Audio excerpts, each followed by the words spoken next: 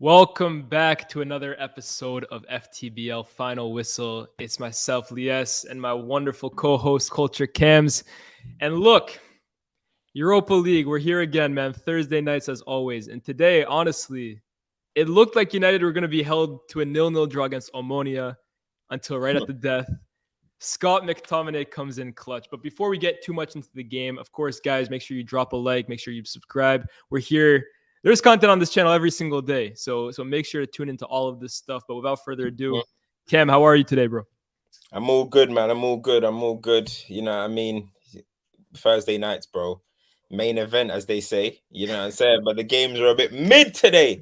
But it is what it is. It is what it is. We're here. We're giving you guys content. You know what I'm saying? We still got some things to discuss, of course. So let's get into this stuff, man. I'm still sharing that we're live right now. Make sure you guys tell people right now that we're live. We're trying to come to you guys straight after the damn game. Thanks. So, guys, make sure you're sharing it to people, man. Who wants to listen to? I don't even know who's in the booth. Who's in the studio right now today?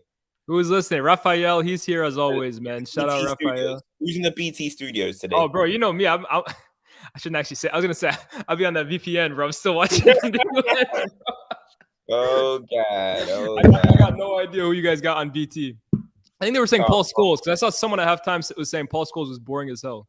Oh, fair enough. Robbie Savage was having a heart attack today.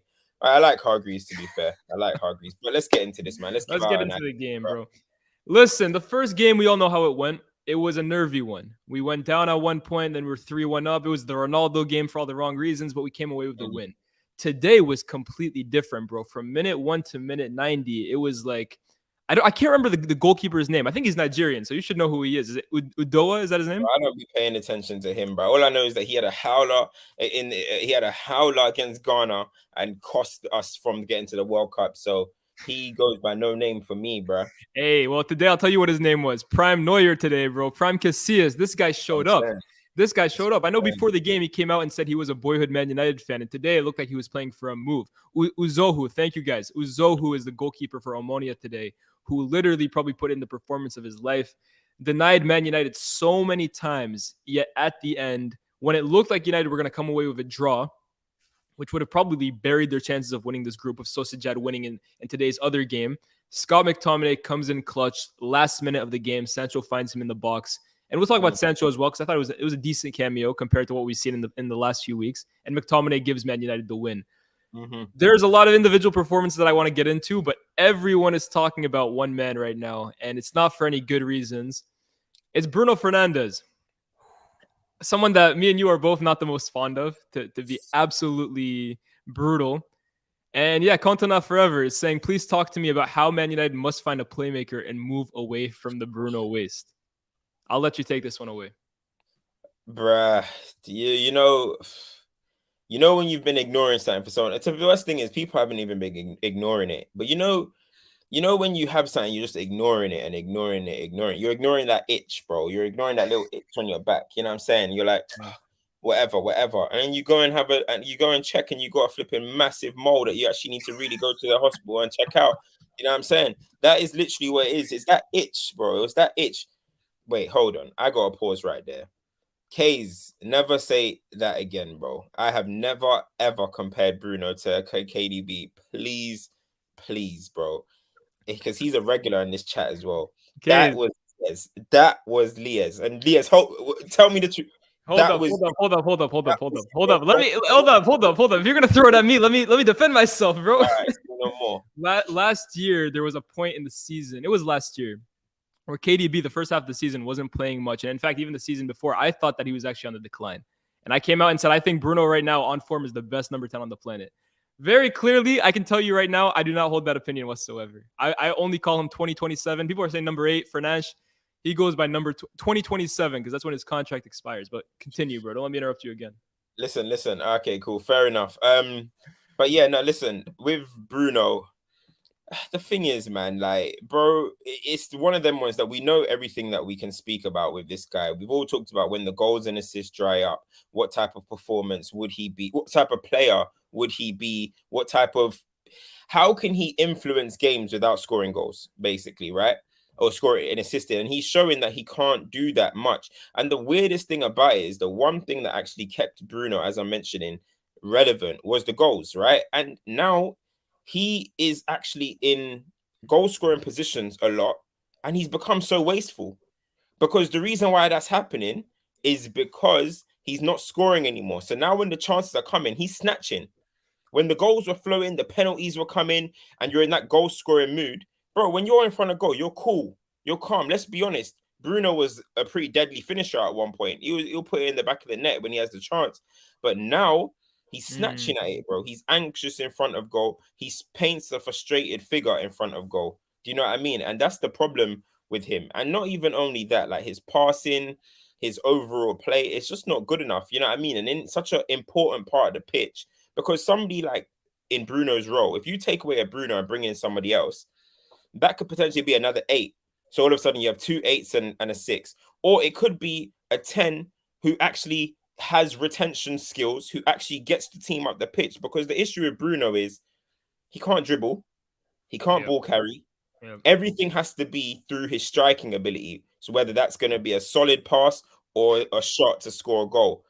And that's not accurate enough. It's too much of volume. So you might listen, United, I've been saying for a long time, United have a Bruno issue. United have a Bruno issue. And I think Ten Hag will see it, man. First season, people are saying, oh, Ten Hag doesn't see it. Honestly, it's one of those situations where, all right, he takes out Bruno. Let's say he puts Eriksen 10. Now we're all going to be complaining that Fred is starting. Now everyone's going to be complaining that McTominay is starting. 100%, you're right. So it's a catch-22 right now. You know what I mean? Fuad's favorite quote is, "You're stuck between a rock and a hard place," and that is where Man United are. If you take Bruno out, who do you bring in? The team is just not ready yet. United are not at a stage where Man United are ready to compete on all fronts or make chop and changes. That's why I can't wait. I just tweeted now. I can't wait until Ten Hag is able to upgrade on these players, because as I keep saying, the players that I think are important are his signings.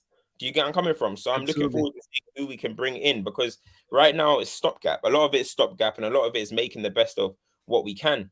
And as I said, when he came in, my aim for him is to improve what we've got. What players are going to survive the purge, let's say. And right now, Bruno's looking like next season it could be a bench role. Do you know what I'm trying to say? It's not impressive, man. But listen, it is what it is. It is what it is, man. No, 100%, bro. I mean, I kind of look like Bruno as like Aubameyang for Arteta, and like he was kind of like the guy from the last regime that took over, and you couldn't replace him at the start, and like he was still giving you goal contributions, but eventually, for the way the team had to play under Arteta and now Erik ten Hag's image, you had to move on from them, and you're seeing that with Aubameyang leaving and Jesus coming in, and I think you will see that when Bruno leaves and I think it'll be a new number 8. Bro, how many teams in the modern game play with actual number 10s anymore? Like I'm talking guys who sit behind the striker. Bro, no one does. Even Kevin De Bruyne, right? For all people call him a 10. He doesn't play that position right behind him. A lot of he's more of like an advanced right-sided midfielder. There's no longer in the modern game at the elite level anyways, a player who just sits behind the striker, no defensive responsibility, and has the freedom to just spam as many passes as they want. And with Bruno, right, he's so technically inefficient. This is the thing for me with Bruno. It takes him 20 attempts to get the perfect through ball. And that's what people always say, like, oh, okay, he might lose it 19 times, but the 20th time it'll be a through ball. Well, you give a guy like Kevin De Bruyne, how many chances does it take for him to play the perfect ball? It would take him 10 or 8 or 7. And then if that. And that's the thing, right? Under Oli, Bruno had the opportunity to play 20 through balls a game because Oli basically created his entire system on Bruno. You do what you have to do to win us a game. Under Ten Hag, Bruno's not going to have 20 chances to play that through ball anymore, which means that his efficiency is only going to keep going down because now he only has 10 chances to play it. And we already talked, he's not efficient whatsoever. And he's trying to drop deeper now to influence games because he knows that he's not getting the ball as much in that advanced position. I stopped trying to dictate play from deep against Omonia the first game. The guy looks out of his depth. I'm 100% with you.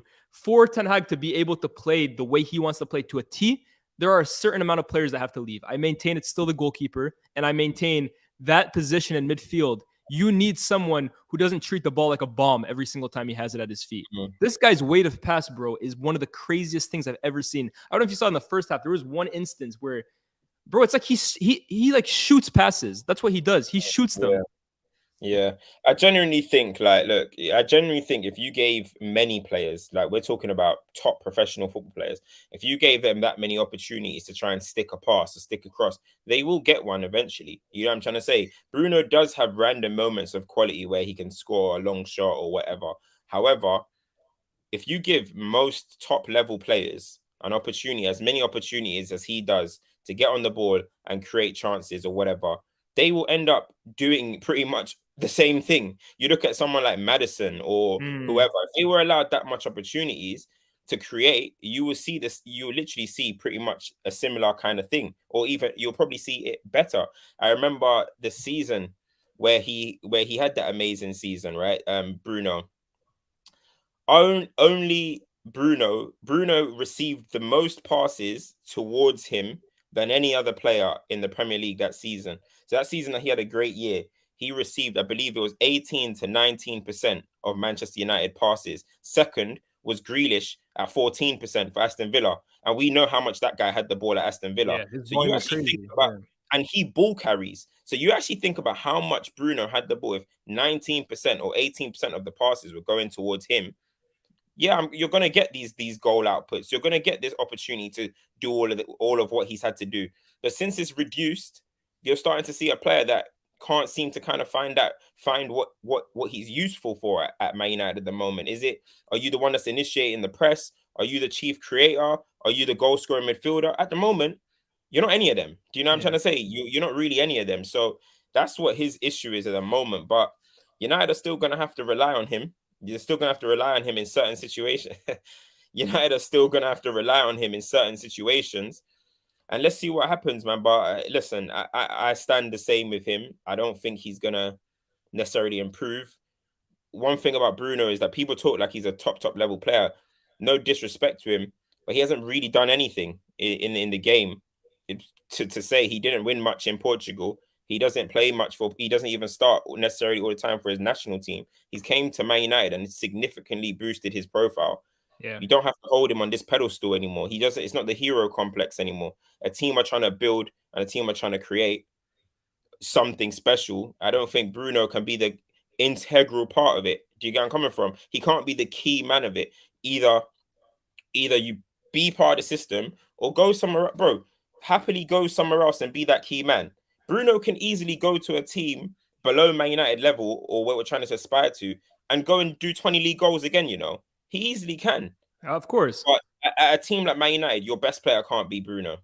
It just I'm can't with be. you. If your team's best player is Bruno, you look at Spurs, their best player is Harry Kane. You look Yeah. at KDB. You look at Liverpool. You look at Arsenal. You look at all these. Their level of their best player is far better. So, you know what I mean? It is what it is. Yeah, I I'm mean, you with can't you. say Bruno's your key is your best man. And I think to this question, Richavelli, like if you missed the beginning of the show, I think Cam said it perfectly. Ten Hag doesn't have a leg. I guarantee you, if Ten Hag had signed Frankie De Jong, who was his number one priority, he would be playing with two number 8s at the moment. It was very clear what direction Ten Hag wanted to go with this team. But you can't sign 11 players in one summer, and that's why people who are so almost insistent on short-term results and why is the football not exactly how Ten Hag was playing at Ajax at the moment. That Ajax team was the culmination of 4 years of signing players, putting his philosophy into these guys, training, preseasons. They're not going to get to where they need to go in 2 months at the club. So, yeah, patience. That's exactly it. Bruno, I would say in 3 years, if he's still here, let's ask that same question. Why is Ten Hag not dropping him? But But I the thing wouldn't. is, right? Yeah. It's not all about if he's going to be at the club or not. Like, you can just bench him. You can Here's just the bench thing, him. too, though. Here's the thing, too, though, Cam. This is. When your base level improves, you have to see who can rise to that occasion and who can rise to that challenge. If Man United's base level improves, then all of a sudden you're looking at Bruno and you're saying, listen, you can see on the bench. Once upon a time, Maguire was the best centre half at Man United. And people were saying, yeah, this guy's going to go forward. All of a sudden, you bring in a Varane, you bring in a Martinez, and you're like, Maguire, oh, bro, you ain't cutting it. See you later. Once upon a time, Wan-Bissaka was the starting right back at Man United week in, week out. Yeah. You all of a sudden, you look at him, sit down. Do you get what I'm saying? Start this season, what was everyone saying? Sancho's year. It's going to be a madness. It's peak. Oh, Sancho under Ten Hag. You're sitting on the bench. It doesn't matter. Eventually, that's going to come. No one's above the manager or above what we Absolutely. move. So it is what it is.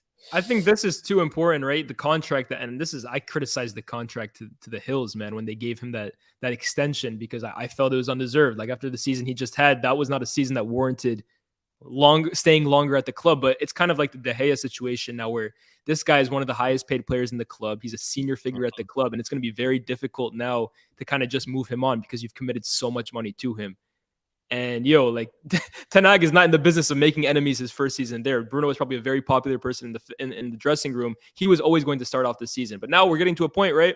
If the poor performances don't start, he will not play him just for the sake of playing him. That I'm very convinced in. But to move on from Bruno, right? I was going to say to move on from Bruno, just because it's been 15 minutes of just ripping into this guy. Was there any other performances today that kind of caught your eye from Man United? He did make a few changes, like Fred came in.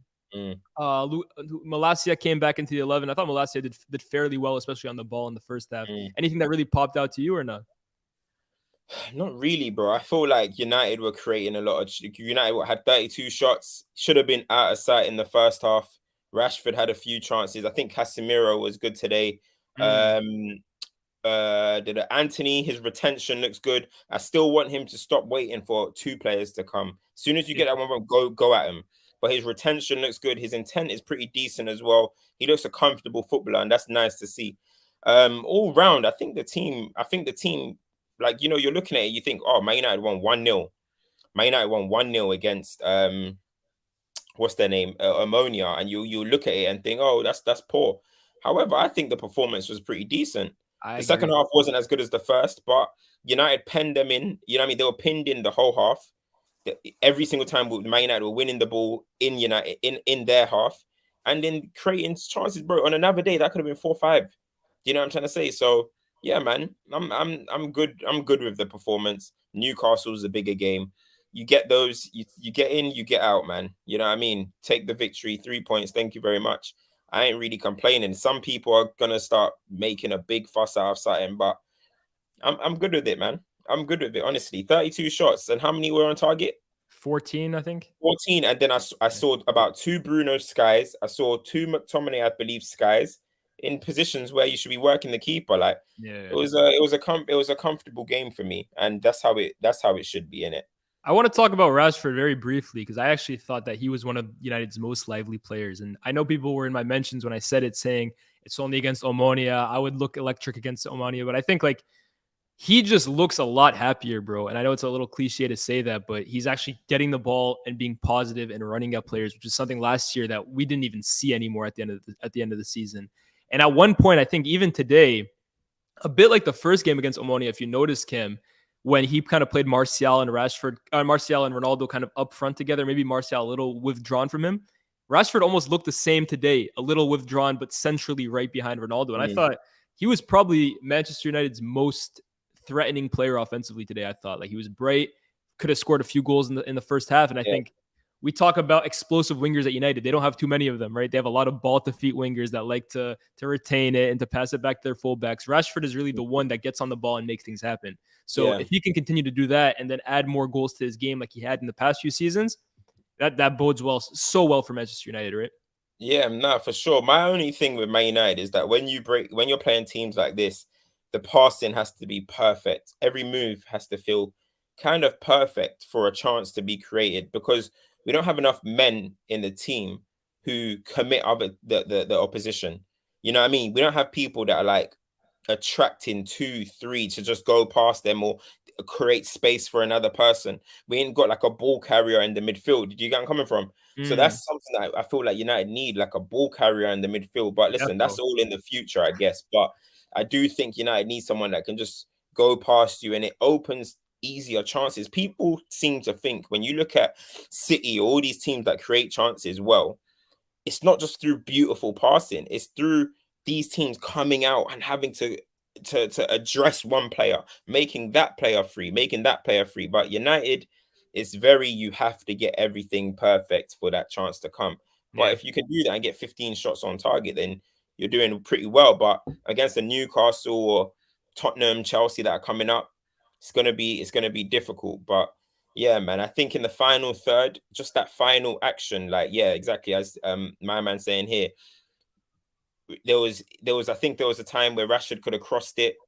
You know, when he was in front as well, he could have maybe sat the keeper down. Do you know what I mean? Go over him, but he hit it with his left. Just that final little bit of composure from all the players. Definitely. And the floodgates can open, man. But just that final action seems to lack sometimes. But hopefully it comes through the season. But all around, I thought it was okay. I don't know. Listen, I don't really watch much things on English commentary and stuff, and I know why, because Robbie Savage was panicking. He was going on, honestly, like, it's the worst game of all time. It's slow. It's this. It's that. I'm like, hey, it's not just Robbie Savage. There were people in a certain group chat tonight who were saying the same thing, right? bruh, listen, guys want Ten Hag out after about 11 games, man. I don't get it, but fair enough. You know what I'm saying? But yeah, man, as I said, you get in, you get out, and that's about it, man. You know what I'm saying? Yeah. Nothing to shout about, but nothing to cry about at the same time. Newcastle next, need that win, man. Need that win. And all of a sudden, it's 6 wins out of 7. And things are looking good. It's all perspective, right? I want to give a shout out to Chuds101. Thank you for the super chat, my man. Can ETH complete your process within 3 years? I think if backed, because that's the main thing, right? If the club continue to go and get his first or even second targets consistently within those 3 years, then absolutely. I'm very confident. I've been on the record numerous times that I think Ten Hag is the guy. I trust in his process. I like the way his teams play football idealistically, like the final product, what it looks like. And look, I think if backed correctly, I think United have finally got an appointment right for the first time post Fergie. So yeah, if backed correctly, if they don't do what they always do, and the minute he gets top 4, they kind of put the checkbooks away, then what manager can succeed? But if they are able to back him at the levels that City have backed Pep, and that Arsenal are now backing Arteta, then absolutely, I have no doubt in my mind that he can complete that process. I absolutely, man. People got to realize Man United's base level was low, man. It wasn't high, man. Man United's base level was low. People really need to remember how they felt at the end of last season. Bro, they really need to remember sometimes when people get onto what's going on at the moment. Like, nearly all of these players, people were comfortably saying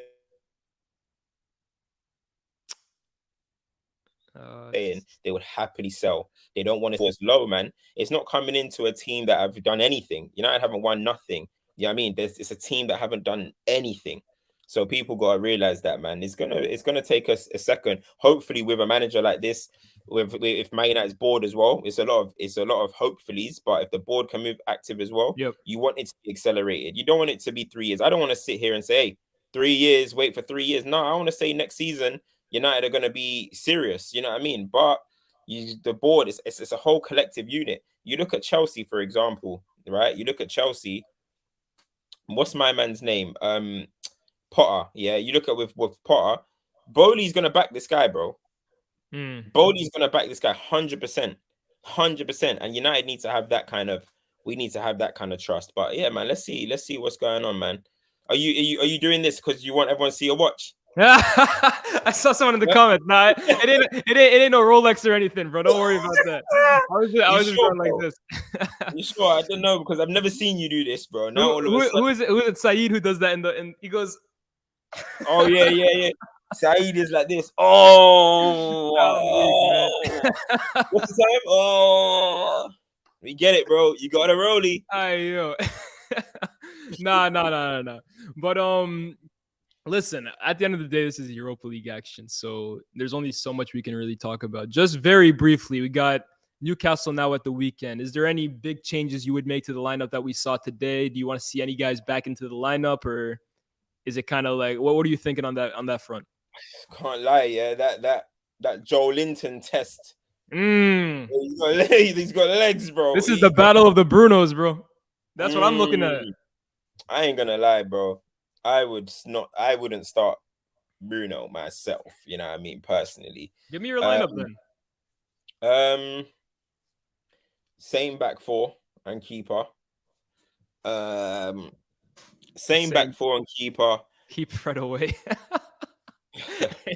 Same back 4 and keeper. Casemiro, of course. Eriksen. I might go McTominay. Mate. Yeah, McTominay, Eriksen, and Casemiro.